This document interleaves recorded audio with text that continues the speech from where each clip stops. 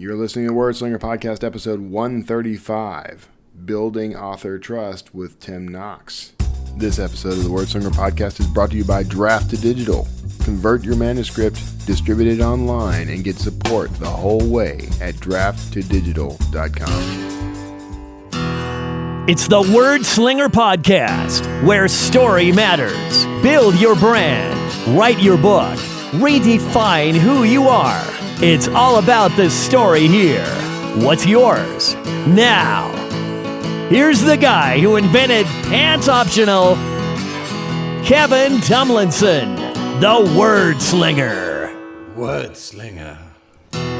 Hey everybody, this is Kevin Tomlinson, the Wordslinger, now currently known as the voice of indie publishing. That's an honor. I'll take it. So thank you for tuning in. I'm really excited about this interview you're going to hear today, where I'm talking with Tim Knox, who is, among other things, he's an author, he's a entrepreneur, he is a ghostwriter. He's written hundreds of books that you'll never find his name on, and I think that's a kind of fascinating industry. I toyed with that. I played around with doing some ghostwriting for a while, and I did a few, but I never made it a huge business. Maybe in my retirement, as if I'm going to retire. Anyway, I'm glad you're tuning in. Lots of stuff happening. We got the Thanksgiving holiday coming up next week. Very likely that you won't have a Wordslinger podcast episode on next Friday.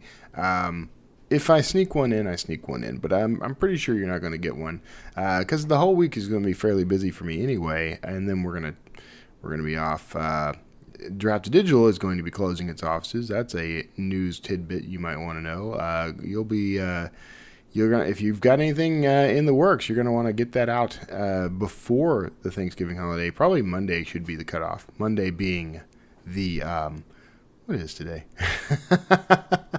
I have no idea. I believe Monday will be the 19th, or 20th. I'm sorry. So you're going to want to make sure that your books, any distribution you have in mind, any promotions you're going to set up, you're going to try to want to do that in the first couple of days of the head of the week, because otherwise things are going to get chaotic.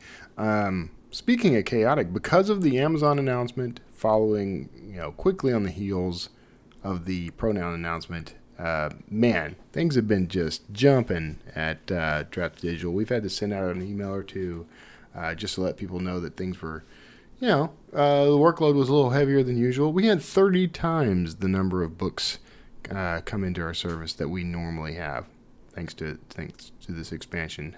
So that's fantastic. It's just now we got to deal with all the tickets, so everything has to be dealt with.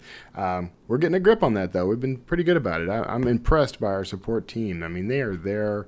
They're there day and night. There's people pitching in from other departments, and probably from their apartments. But it's fantastic to see what these guys do. It's just it can be exhausting work, but man, they're all over it. So no worries there. Draft Digital is continuing to take care of you, just higher than normal volume. And if you are accustomed to calling Draft Digital with any questions or concerns or support issues, this would be a good time to start using the email instead, because at the moment, that's taking priority. Anything that's in the email system is going to get priority over phone calls.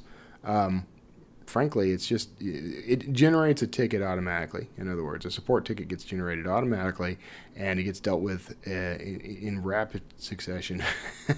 Whereas phone calls typically take a little longer to deal with because, someone's got to listen, and they got to find the appropriate department, they got to forward everything, and we're getting a lot of calls from people who are just asking basic questions about the company.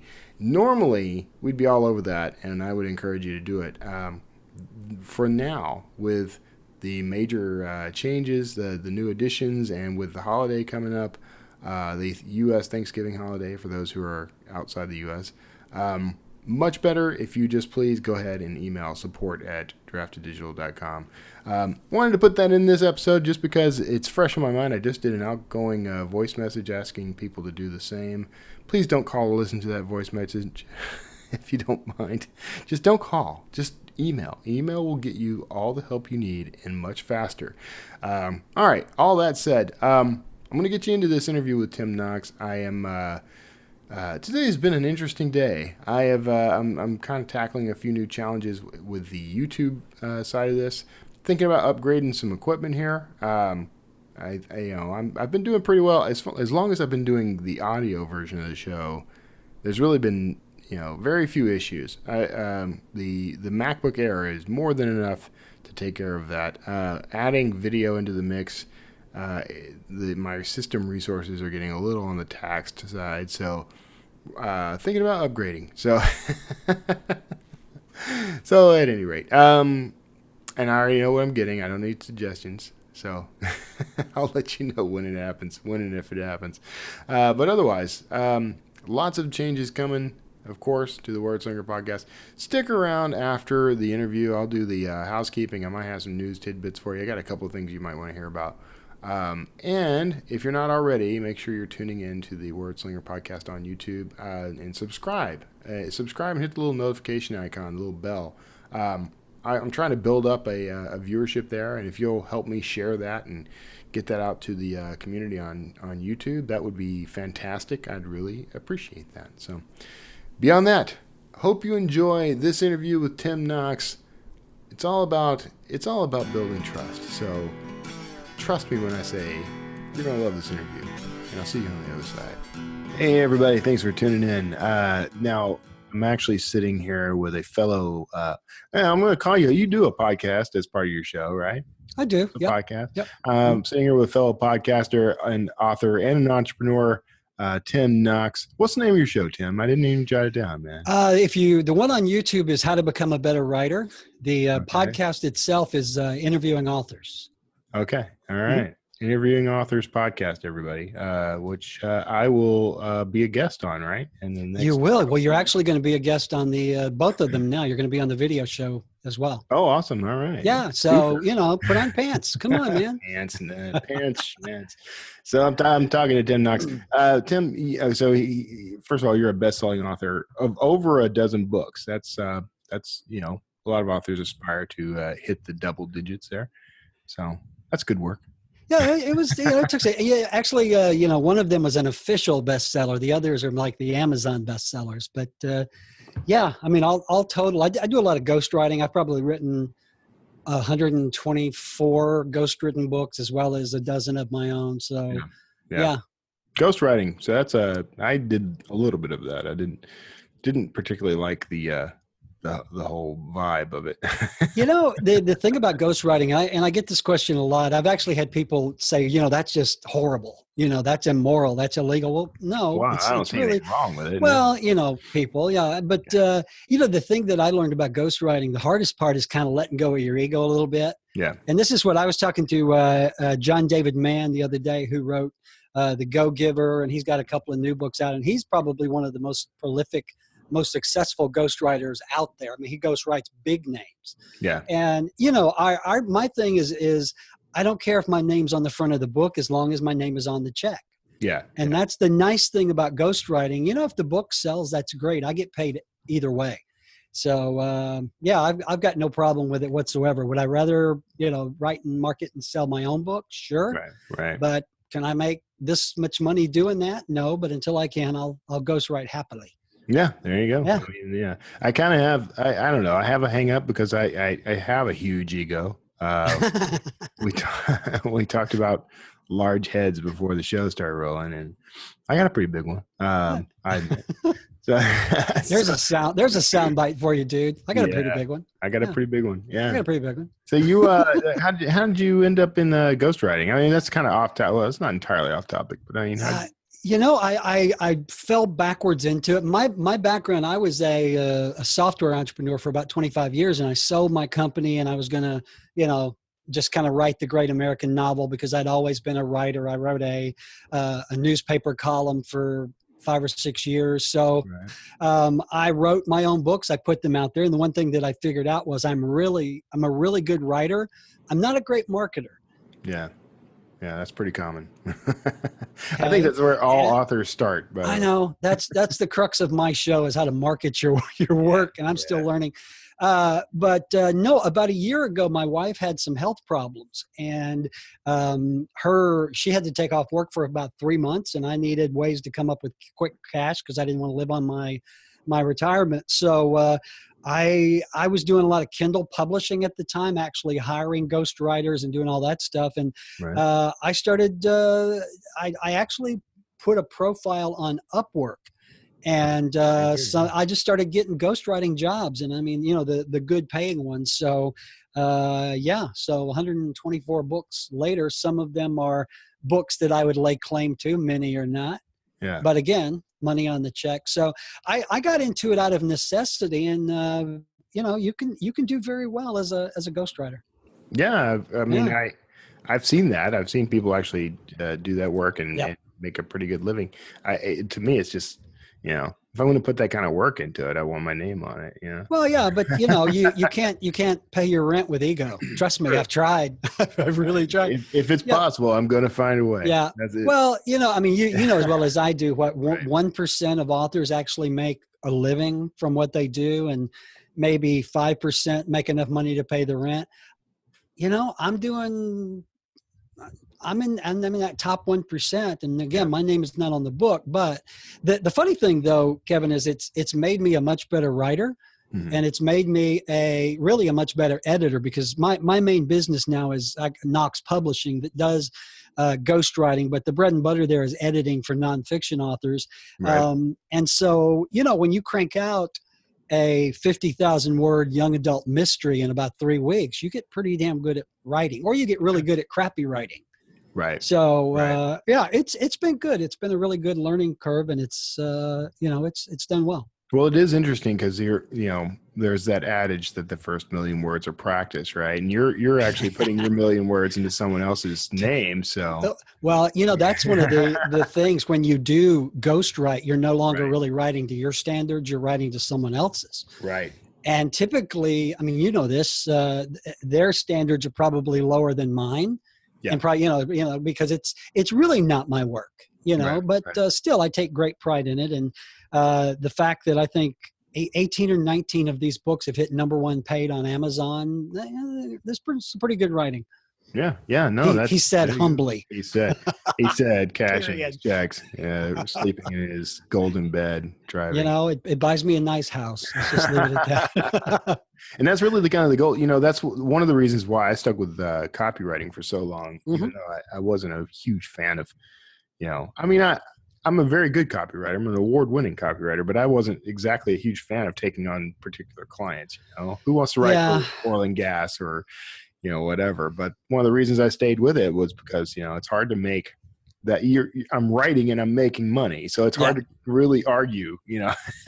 Well, I think as long as you've got your toe in the water there somehow, Right. I mean, I think your end goal is probably the same as mine. I want to someday make a living writing my books with, putting my name on the front and cashing those checks. But this is a great way to finance this. It sure beats working for a living. Exactly. I mean, God forbid, I have to go back and sit in an office 8 hours a day. I mean, I'm in a spare room in my house. I walk to work every morning. It's about 30 feet from my bedroom. I'm not wearing pants. Right. Yeah. So, hell, that's a pretty good gig. Not on my lower half anyway. Well, I was wearing pants until I read your show notes there, and I took them off. They're gone. It's A little chilly, a little nippy. It's part of the contract. The word slinger contract is to drop the pants, literally and figuratively. So, so you're okay. Now I want to talk a little bit about your show because I've been tuning in. I've been tuning in on YouTube, and I have not actually dropped in on your actual podcast, but the two are related but not identical. They are. Well, the Interviewing Authors podcast I did, for about 2 years. I think 100 and some odd interviews on that show, and it was basically interviewing authors of all ilk. I had best-selling authors. I had, David Baldacci. I had Mary Higgins Clark. I had Nelson DeMille. I had Armand Rosamilia on that you had on recently, the Zombie Hunter. But basically, it was a show that was about the craft of writing. And what I would do is I would interview like a Nelson DeMille who sold 100 million books and just talk about how he writes, how he does that sort of thing. And so that show did very well, and it's still sitting out there. But I've kind of moved it over to video. Yeah. And what I do now, the main video channel there is more of an advice. I talk about the mechanics of writing, the marketing, the editing. But then once a week, I also do an interview. And so you're going to be on the show. I had John David Mann on recently. I've got a lot of the authors that I had on the old podcast are now coming on this show. Right. So it's going to be cool. What's really interesting is to see how all of those authors do on video. Yeah. Because, hell, you can barely get them in front of a mic. It's going to be interesting to see how they do on video. So, but what the whole point of this show is how to help you become a better writer. And part of that is becoming a better marketer, a better editor, a better, social media person, et cetera, et cetera. So, the show is relatively new. We've been it comes out 5 days a week. I've been doing it for about a month, but the response has been really good. So I'm very encouraged. Yeah. Okay. So it's relatively new, but it's built on roots, built on a platform. It does. And I also have a Kindle KDP Select Kindle publishing channel because I did that for a long time. And it's kind of designed to help people publish on Kindle and, fight that never ending battle of maintaining your account and trying to sell a few books. So, nightmare. Now you've got a handful of books out. Are you exclusive to KDP or are you wide? No, I'm not. I was for a while back when I was really actively doing the marketing part because, and I did a video on that. I think coming out next week is, KDP Select has its advantages and disadvantages. The biggest thing is Amazon is, for digital, they're the 800-pound gorilla, but I use Drafted Digital for everything else. Oh, of course, and duh. And I really, now not necessary to kiss up to me on my I'm not kissing up to you. I didn't even know you were with these guys until recently. But but no, KDP Select, it has its ups and downs, but at the bottom of the end of the day, it doesn't matter whether you're on KDP Select or not. If you can't market the book, you're not going to do very well. And that's the whole thing. I mean, you and I, we have offline discussions about, folks like Michael Anderle and Steve Konkoly and those guys who are just killing it because it's almost like they figured out the marketing formula. Right. Like a Russell Blake who does a new book every 2 weeks. It's that sort of thing. So, KDP Select has its place. Is it the end all be all? No, not really. I think at the end of the day, you've got to go wide or you're really not going to sustain selling books. No, yeah, I agree. And, and I think that KDP is it's part of a strategy, especially for an incoming author who hasn't really, put much together. So I don't think there's anything wrong with it. I just think, going wide is the better long-term strategy. So, well, I do too. I mean, I would. Yeah. Well, I think eventually you're going to see other platforms like Drafted Digital giving Amazon kind of a run for their money because Amazon right now, honest to God, is doing everything in its power to run off authors. Yeah, it sure seems like it. Yeah. They do. I've been publishing on Amazon going on 10, 11 years now. And every year it seems like there's something, new, like the KENP 3.0 now has everybody scurrying because they really have no idea, are my pages going to be counted? How do I get past this flip thing? It's just, I've seen people's revenue drop 70, 80% overnight simply because, Amazon turned the screws a little bit. So it's just, this, man, when you build your house on someone else's platform, it's liable to fall at any time. Yeah. And so I think it's just a giant weeding out going on at Amazon right now. Do you think that's what it is? Literally, you think they're trying to weed out authors? I think this started a couple of years ago when people like me we were producing books and publishing books that were ghost written, and we were, it was so easy to, I don't want to say game the system, but you got paid for page reads, right? So you wanted your books to be as as thick as possible, and so there was a big stink about that. Amazon changed the rules. They shut down a lot of accounts, and now it's kind of the same thing, because the feeling is Amazon is going to start not giving page read money for bonus content, or if you're using the same bonus in 2 or 3 books, that's no longer allowed. Right. So at the end of the day, whether it's meant to be or not, it is going to be a weeding out process. But the thing that Amazon doesn't seem to realize, or maybe even care about, I don't know, is that it is affecting real authors like you and me, who are writing our books and trying to sell our books, and we're kind of getting caught up in the fray as well. So hey, that's why I ghostwrite. Right.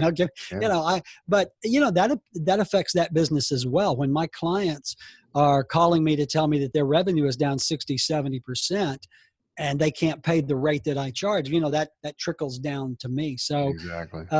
It's kind of the same thing, man. Amazon, or not Amazon, but eBay did this years ago. Every 6 months to a year, eBay was weeding out and booting people out, and it's kind of a thinning of the herd. But they say they do it for the benefit of the readers, but I don't buy that. I just think they're doing it. I don't know. Yeah, it's weird. I've never seen anything like this one. No, yeah, there have been a lot of changes. We've been monitoring, of course. We watch everything Amazon does because I bet you do. Because we want to leap in there and snatch those authors. But this is good. This is good for your business, though. This is good for the other platforms, because Amazon is the 800-pound gorilla. But when the 800-pound gorilla starts taking shits on you, you find another place to lay down. Pardon my French. Yeah, exactly. So I think you'll have to go wide to stay relevant. Yeah, I agree. I'm even using KDP right now for because I'm doing a relaunch, right? I'm doing a rebrand, basically, moving into a new genre. So this is what I tell authors to do. So of course I'm going to do it too. But it has its place. So it does, and I mean it's again it's where most of the folks are. Yeah. For some reason, they're making it difficult on everybody trying to weed out the herd. So, you got the James Pattersons left. Right. And Amazon's always had a double standard. You may get dinged for doing something that James Patterson is doing, but you're not selling $1 million worth of books a day. Right. So there is that. The folks who, the guys who are killing it in the indie circles, they're not immune to that either, though. So it really is a true double standard in that. Yeah. If you're traditionally published, they'll overlook quite a bit. So. Well, they will, and that's a damn shame, because I think a lot of the indie authors, again, we talk about Anderley and all the folks that he works with, right? Who are actually making a good living over there. They're making Amazon money. Yeah. Exactly. Now they're not making James Patterson level money, but again, it's the same old thing as always. The bigger fish you are, the better you're treated, and the little fish. But the key is, once you become a big fish, remember how the little fishing was. Right. You know what I mean? Yeah, exactly. I've seen so many authors that were struggling, and then they would hit it, and then keep humble, baby. Keep humble. Keep humble. It's best to start off humble and just don't go anywhere from there. Just humble. Yeah. So all right. So why? Okay. Now you are writing your own fiction, right? Yeah. And nonfiction as well, right? I am, yeah. So, I mean, why get into the podcasting and the video channels and all that? Do you see that helping your Yeah, it's kind of funny. The reason that I started the Interviewing Authors podcast is because I was just nosy. I wanted to know how these authors were doing that. Exactly. And there was a guy, Larry Winget, who's a national speaker, 6-time New York Times bestselling author, Fox business analyst, et cetera, et cetera. Larry was a mentor from mine back in the speaking days. I used to do a lot of TV, and I used to do a lot of speaking.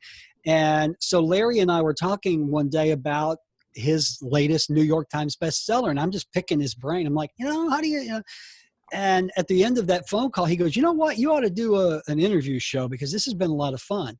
And so I started interviewing just buddies, other speaking buddies that wrote books. And then Homer Hickam, who wrote October Sky, is actually from here. And I met him, so I interviewed him, and it just kind of blossomed. And every show was really me picking their brains, because I wanted to know how they did what they did so I could do it too. Right, exactly. And the same way with what I'm doing now on video. And, the thing was, I got this response from listeners that were like, hey, we want to know that stuff too. Mm-hmm. And so, after my journey, I have, like you, a body of knowledge about how to write and how to edit and how to deal with agents and all this sort of stuff. So just kind of passing that along really is kind of it's not a giving back, because I hate that term. It's really kind of I'm just sharing the knowledge. And if I get some new book editing clients along the way, that's gravy, right? Exactly. And so, so that's what I do. I just find it interesting. When you and I first made contact, I'm a big time investigator. I get online and check people out, and I'm like, how is he doing that? Who does he know? What can we do to get? It's kind of a big networking thing. That's one of the things I believe in. It's not really networking. It's more like connecting. Mm-hmm. If I know someone you want to meet, I'll connect you, because it helps everybody. Right. So that's the whole crux of it, is helping other writers, hone their craft, whatever, little knowledge I have that can help, I'm more than willing to impart for free, on the videos and on the podcast. And if I benefit along the way, again, I think it's made me a better writer, because it makes me think of this stuff. Yeah. If I'm going to do a video on how to market your book offline, I have to actually sit down and think about that. Right. And getting me to actually sit down and think about something is like, pinning in a 2-year-old with ADD. It's just really, so it benefits me as well as the viewers. Yeah, no, that's cool. Yeah, that's exactly why I started Wordslinger podcast. Yeah. The show started as a way for me to talk to people, kind of learn what they're doing and steal their processes and that sort of thing. But we borrow. We borrow and we improve. There's nothing left when I'm gone. I mean, it's just you're an empty shell. You're a bone picker. I feel the flesh coming off of my bones as we speak. I'm going to pick your bones Thursday, so that's okay. Yeah, no, I do interviews the same way I eat chicken wings, man. It's nothing but it's a chicken graveyard when I'm done. That's funny. So you've got now I need to go check out interviewing authors, because I thought they were the same. I thought the podcast and the show were the same. So I'm behind, and I apologize. Catch up, man. Jesus. I'm not like you, apparently. I didn't go do, I didn't go investigate. And you don't do your homework? Oh, my God. I like to come with these things fresh, man. I think it's funny. We're both wearing the Make Me Smarter look glasses. I know. We're failing miserably, I think. No. We look good. We look brilliant. You look good. And I was telling you before the show, I've told you a couple of times now that I admire your studio set up there. Everyone who has listened to the show for any length of time knows that I started in the show in my little home studio. I have seen you. Yeah. Yeah. And I watch your videos. Yeah. Well, yeah. What are you going to do? Yeah. I don't know what you're gonna do. But I'm going to borrow from what you're doing here, man. I'm going to have man. You know what? And I sent you a picture, which I know. You can never make public. It's all about the viewfinder. Yeah, it's all about you don't want to reveal these secrets, Well, what's funny is when you have a guest on your show and they go, "Holy crap, are you in a studio?" Yeah. And I'm like, "Yes, I'm in a very formal studio that happens to be a corner of a spare room in my house." But it's all, it's all about the viewfinder, what the viewfinder sees. Well, what is it? I mean, you and I both share kind of a background in film and TV. Mm-hmm. And, I used to do things like this all the time. And if you go visit most studios, they're crap holes. They're complete crap holes. Like they're worse. Your setup that you showed me in your bedroom, I'm like, that's actually pretty nice. That's probably one of the nicer studios I've ever seen. But thank you. Yeah. Well, it's I used to do business analysis, so I would sit on the set, and do my little spiel, and I would look around, and you're in this huge dark room, mm-hmm. and the only thing that looks good is what the camera can see, the set. Right. They got the lights, they got the pretty colors. Everything else is it's like Fred Sanford's living room blew up. Right, exactly. And so that taught me it's, and I keep saying this, it's just what the viewfinder sees. Right. And so I figured out the viewfinder sees about a 3-foot, 4-foot swatch behind me, about a 2-foot swatch this way. Yeah. I'm going to make that pretty. Yeah. Now, when I turn off the webcam, I turn off the lights, I move the monitors back where they go, I put the books away, and then I'm back in my little shithole. So you actually build this out each time you're doing a show? I do, but it's really easy. All I have to do, I've got lights here. I usually do everything on a DSLR camera. So I've got umbrella lights on the wall. That's just gray foam padding. Yeah, exactly. And the reason it's blue is I have $15 rope LED lights strung around the back of the monitors. Right. So when I'm going to do this, all I do literally is bring up these two screensavers. I turn on the LED lights. I bring out these books. And that's it. It's good to go, man. Studio in a box. There you go. Dress and set. Yeah. So that's cool. Yeah, I know you didn't have to reveal how the sausage was made. Hey, man, no pants required. My pants are down. Look, international law says we cannot mention pants and sausage in the same sentence. Okay. Okay. I'll try to behave. You've got some. I'm going to have to go through your back catalog, man, because I'm going to have to ask you to make some introductions, brother, because like Baldacci, I want to talk to him. I'd love to get him. You know what's really funny is most of the big names, you have to go through their people, but then when you get them on the phone, they're the nicest people. And right. I've actually formed really good friendships with some of them. And, it's really funny. And you might like this. A lot of the older authors who've been doing this for 20, 25 years in their traditional publishing systems, this whole internet thing just blows their mind. Right. I mean, you get someone like a Nelson DeMille. Nelson's in his 70s. He sold 100 million books. He doesn't know anything about online marketing or social media. And granted, he's got people who do that, but some of them don't. And it just really frustrates the fire out of them that, they miss the good old days when they could just write the book, pass it off to the editor, and then go cash the checks. Right. Now I miss those days too. And so do I. I traditionally published my business book, with John Wiley. Right. And so, my agent got me a sweet deal. I got a 5-figure advance. I did the manuscript. I sent it off and everybody was happy. It doesn't work like that anymore. Right. Even if Wiley publishes your book, it's really up to you to do all the marketing. Right. I mentioned, Larry Winget, who's 6-time New York Times bestselling author. Every time he comes out with a book, he's still beating the bushes, getting interviews and doing his thing. Right. And you have someone like a John David Mann who wrote The Go-Giver with Bob Berg. He's now self-publishing, so he's having to take all that stuff on himself, and it's a new world to these guys. Because they're used to having someone else do it for them. So it's kind of sad and funny to watch. Right. And mostly sad. Kind of like the last episode of MASH. Sad and funny. Sad and funny. 90% of the audience is going, what? Yeah. No, I think it's probably more like 80%. I think my threshold for people who wouldn't understand a MASH reference start. Well, see, that's the nice thing about my audience. They're primarily old white guys like me, so they get all my obscure references. It's great. Exactly. Yeah. So you're now you've got kind of a little budding empire going here, like a little media empire you're pulling together. Huh? Well, yeah, maybe a little budding medium. Well, my background, my software company, one arm of that was a media company. Oh, and okay. we did audio, video, we did production, and we did it back when it was really hard to do. Right. Remember the days when you had to have a streaming server and the video, I mean, it would just sit there and bounce and never load. Mm-hmm. But the thing that I learned from that, it's all about repurposing content. Right. I mean, and again, I'm preaching to the choir here, when you and I do this, when you're on my show, I take the video and I put it on YouTube. I put it on all my websites. I put it, everywhere I can find a place to put it. Then I will suck out the audio and create a podcast of that. And then I will have my VA transcribe it and create a blog post. And, so I've always been a really big believer that you've got all these different forms of media and you need to take advantage of each one of them. Right. And, we talk about this on my show, authors need to realize this too. Yeah. Your product might be a book, digital or paperback, but at the end of the day, you're an entrepreneur. You got to treat it like a business. You got to market it and you got to take that that product and package it however you need to sell it.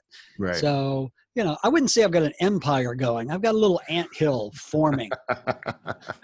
Yeah, well, everybody starts somewhere. So the show and everything, does any of that really help with your book sales? I think I tried to ask this earlier, actually. Yeah, I really, honestly, I don't have a book that I'm really pushing now. I've got several books in work, but where that really is helping me is in my editing and coaching business.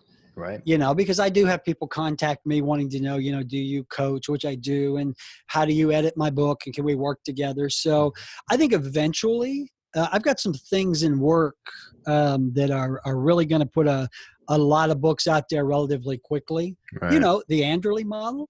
Yeah, exactly. And so I think then that sort of thing will help. Mm-hmm. Now, it all goes to branding and marketing. It's like these silly little cartoons. It's all silly. You'd be amazed at how many comments I get over these things. Yeah. But it's just, that's the whole crux of it. I see this show, number one, hopefully is entertainment and information, but it's also a way to get folks into the funnel. Right. This is, if you're interested in what I do, hey, go to timknox.com or findabookeditors.com. And if I can help you, feel free to let me know. Yeah.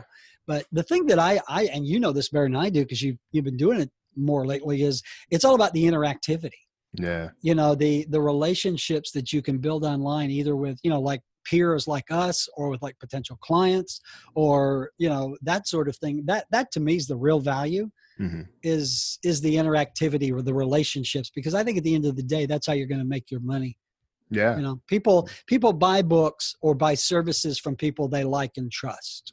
Yeah. And so, that's why I'm doing it. Yeah. Yeah. That trust, that's difficult to build, though. What do you think what's the best advice for that? The thing about it is I'm a firm believer in you've got to give to get. Yeah. It's, if I came on right out of the gate and I'm like, okay, you got to pay for this, you got to pay for that. Here's an affiliate link to this. Here's I think there's a lack of trust there. I come from the old internet marketing days where, you tried to get people to buy by email and that, and that sort of thing. And you got to build that trust. You got to build a relationship. You look at someone like a Pat Flynn, Pat, no nicer guy on the planet, very open, very honest, and making a fortune, not because he's selling all this stuff, but he is basically playing off the backs of the relationships that he has built over the course of years, right, with viewers and customers. So I think the thing about trust is you got one chance to blow it. Yeah. You know what I mean? Right. I mean, if people trust you and you do something, wrong, at least in their eyes or whatever, it's really easy for that trust to go away, and it's really hard to get it back. Right. And, that's one of the things about the internet, good, bad, or indifferent.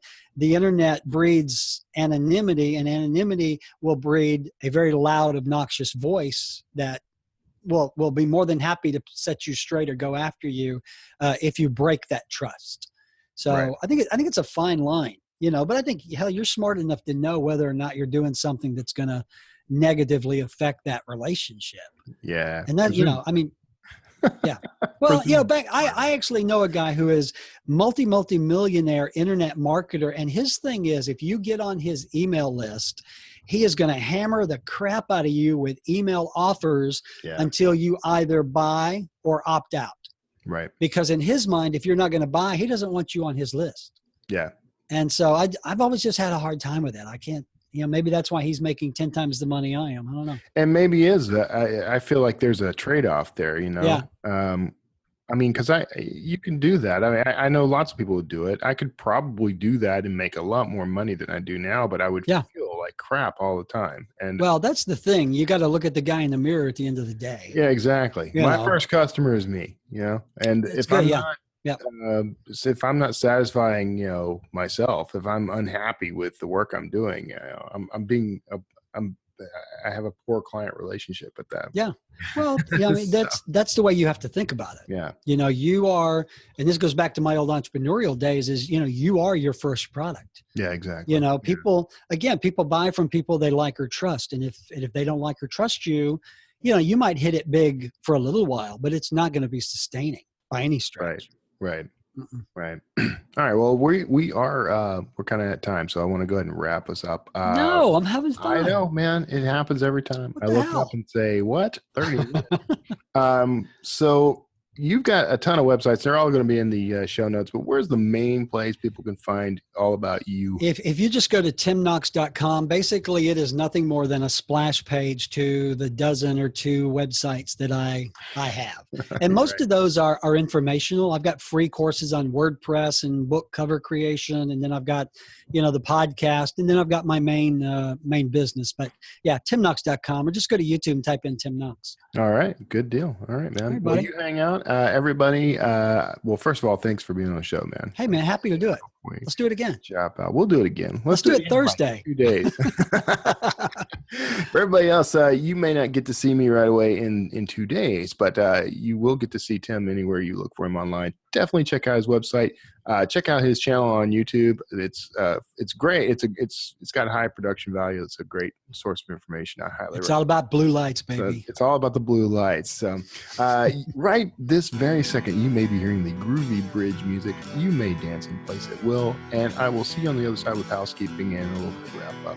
Thanks again for being on, Tim. And everybody else, we'll see you next time. All right, that was my interview with Tim Knox. I hope you enjoyed that.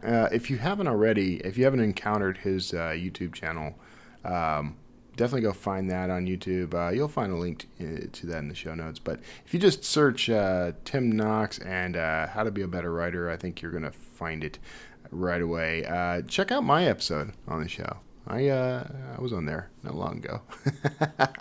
Hope you dig that. All right, a little bit of housekeeping. I've added a news segment.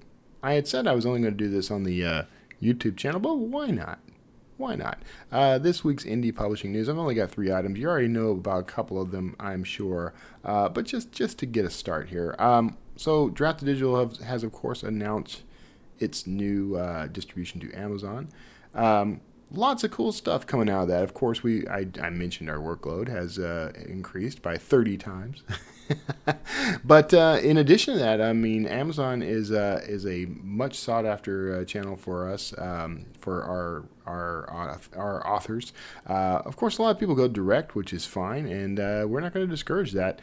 We just want you to be able to choose us if you want to choose us. And as time goes by, well, things can happen. There's nothing I can talk about officially about the Drafted Digital and Amazon partnership here, but you might want to keep an eye on it. How's that for news? Okay, what was interesting about that was that announcement, by sheer coincidence, came quickly on the heels of the announcement of Pronoun, announcing that they're going to close their doors in January 2018. That's leaving a lot of authors in the lurch, and it's kind of unfortunate. It kind of, honestly, in some ways, makes me mad. I mean, there were a lot of authors depending on Pronoun and the promises they were making. It would be easy to say "told you so," honestly, because I and several others pointed out that with no revenue model, there's basically no business, and without the business, without something supporting this, eventually that was going to go away. It's rude to say "I told you so," and it's also not. It's not helpful, and it's not kind. So I apologize. So here's the deal, though. You're not completely out in the lurch. You can still reconnect your books, the reviews and that sort of thing on Amazon and elsewhere, by reaching out and asking them to connect that. You're going to need on Amazon, for instance, you'll need your new AISN, whatever the equivalent to that is on the other platforms. You can do the same. Just let them know it's a new edition. It's being published to a new channel, and you would appreciate it if they would connect your reviews, sales rank, all that stuff. It's actually an opportunity, potentially, for you to kind of take a little advantage of the 30-day cliff again. So give that a shot. Let's see what happens. Let me know. Let me know your progress on that. In other news, this is something you have not heard from me yet. Brian Meeks. Now, he's been a guest on the show a couple of times now. He's probably going to be on at least once more. Now, I interviewed him about his new book, which is Amazon ads, using Amazon ads.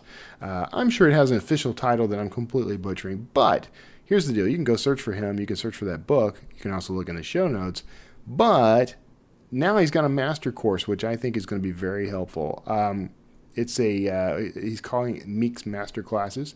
And you'll be able to find that information about it. You can enroll in it if you go to Meeks Masterclasses, Meeks-Master-Classes.teachable.com. And because that's such a mouthful, go look in the show notes. You'll be able to click over there from here. I'm hoping I can convince him to do a kind of affiliate relationship with that eventually. But for now, it's a free-for-all. Go check that class out if you've been thinking about using Amazon marketing services for your for promoting your books.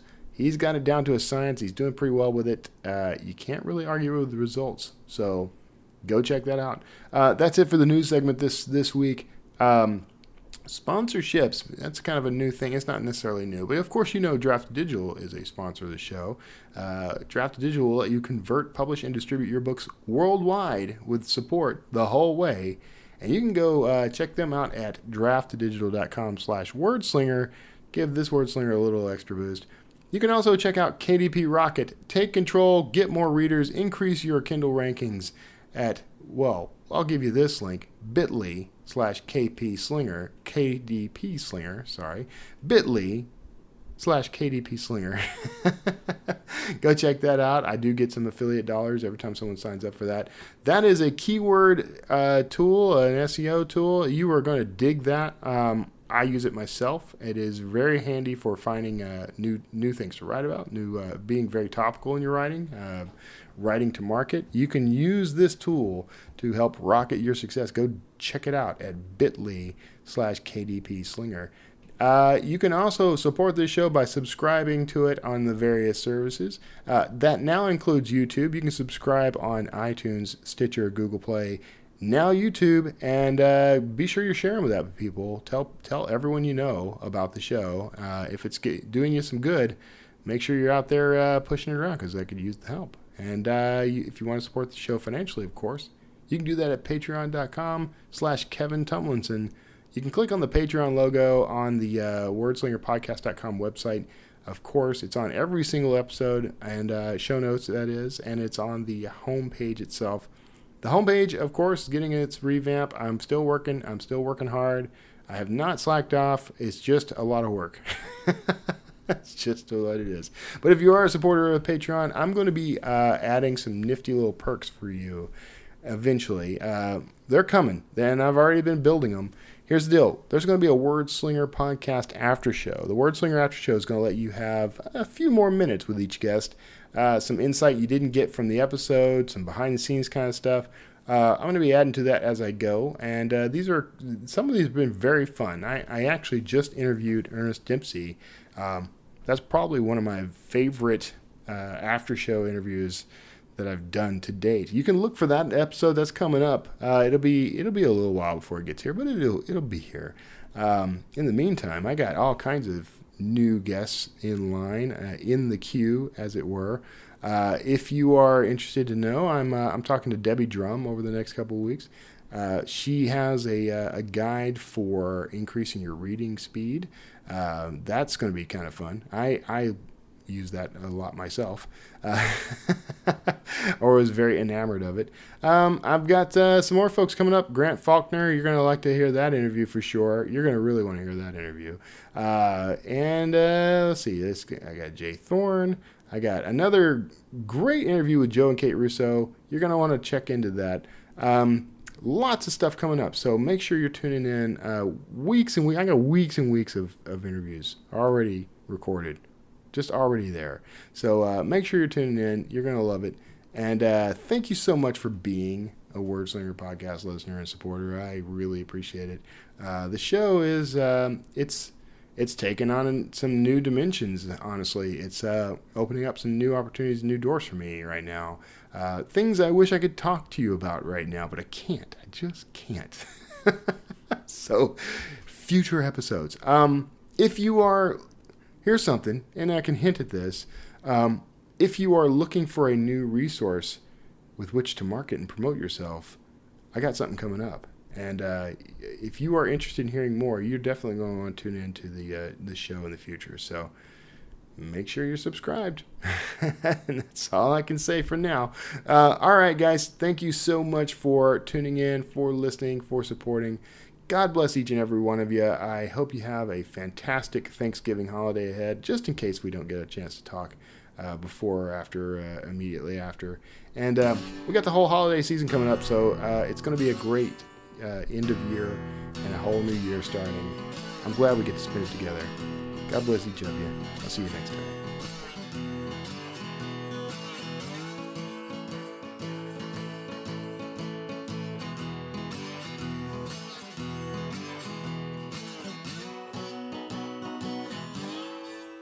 Word Slinger.